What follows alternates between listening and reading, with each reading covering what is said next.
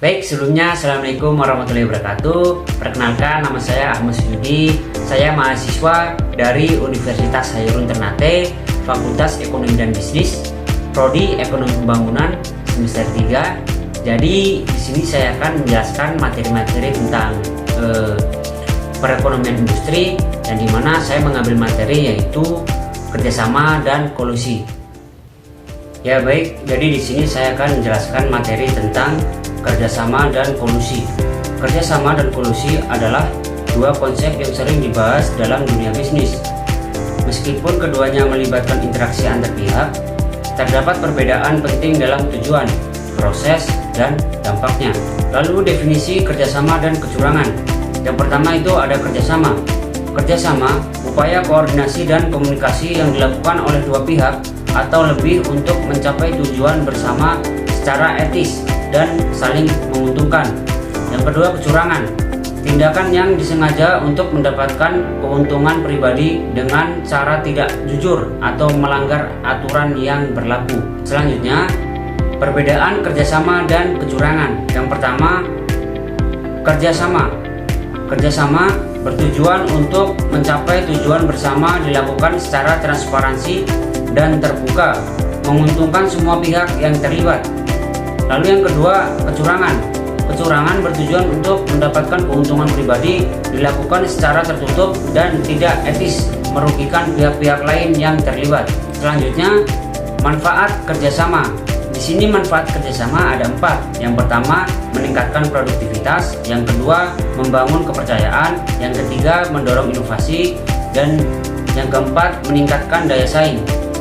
Yang pertama, meningkatkan produktivitas, yaitu kerjasama memungkinkan pembagian tugas dan pemanfaatan sumber daya secara optimal. Lalu yang kedua, membangun kepercayaan, yaitu kerjasama yang baik akan menetapkan rasa saling percaya dan hubungan yang erat. Lalu yang ketiga, mendorong inovasi, yaitu dengan bertukar ide dan pengalaman.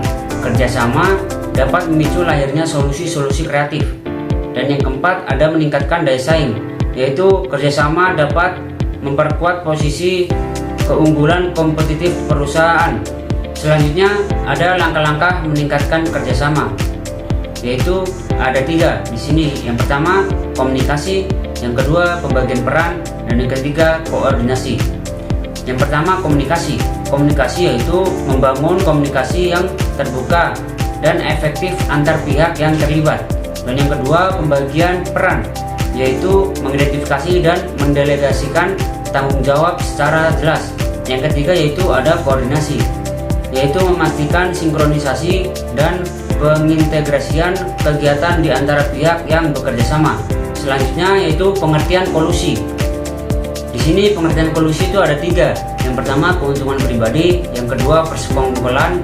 Dan yang ketiga, melanggar hukum. Yang pertama, keuntungan pribadi. Keuntungan pribadi yaitu kolusi dilakukan untuk mendapatkan keuntungan pribadi dengan mengorbankan kepentingan umum. Dan yang kedua itu persekongkolan, yaitu kolusi melibatkan persekongkolan antara 2 atau lebih pihak untuk mencapai tujuan tertentu. Lalu yang ketiga, melanggar hukum, yaitu kolusi biasanya merupakan tindakan ilegal yang melanggar peraturan dan hukum yang berlaku. Selanjutnya, definisi kolusi, yaitu kerjasama rahasia antara 2 pihak atau lebih untuk mendapatkan keuntungan dengan cara melanggar aturan dan merugikan pihak lain. Selanjutnya, jenis-jenis kolusi. Jenis-jenis kolusi di sini ada 3. Yang pertama yaitu monopoli, dan yang kedua ada suap, dan yang ketiga nepotisme. Yang pertama, monopoli, yaitu perjanjian rahasia untuk mengendalikan pasar dan menghindari persaingan. Dan yang kedua, suap, yaitu pemberian imbalan kepada pihak berwenang untuk mempengaruhi keputusan atau tindakan. Ketiga, nepotisme, yaitu pemberian keistimewaan kepada kerabat atau teman dekat tanpa mempertimbangkan kompetensi. Selanjutnya, dampak kolusi. Dampak kolusi di sini terdapat 3 bagian, yaitu yang pertama ekonomi, yang kedua sosial, dan yang ketiga legal. Yang pertama ekonomi, yaitu kolusi dapat mendistorsi pasar, menghambat persaingan sehat, dan merugikan konsumen. Yang kedua sosial, yaitu kolusi yang mengikis kepercayaan publik, menciptakan ketidakadilan, dan merusak integritas.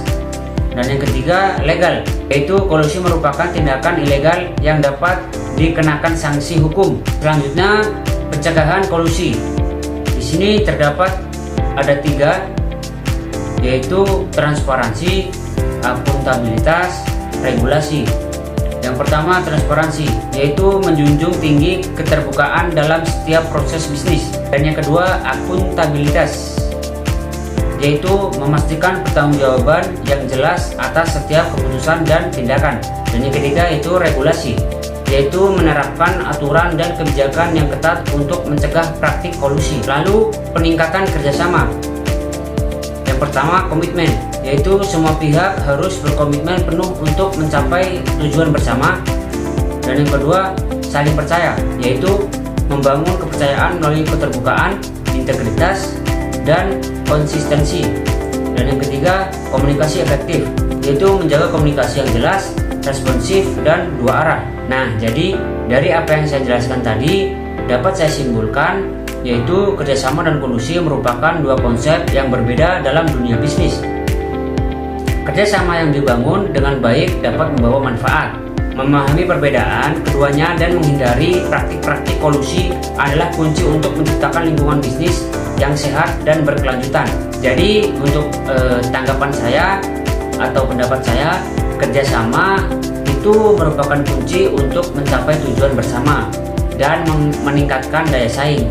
Sementara kolusi adalah praktik yang merugikan dan harus dihindari. Dengan membangun komunikasi yang efektif, berbagai informasi, dan menetapkan tujuan yang selaras, kita dapat mendorong kerjasama yang saling menguntungkan dan mencapai kesejahteraan bersama. Mungkin itu saja yang dapat saya sampaikan. Lebih dan kurangnya saya mohon maaf. Wabillahi taufiq wal hidayah. Wassalamualaikum warahmatullahi wabarakatuh.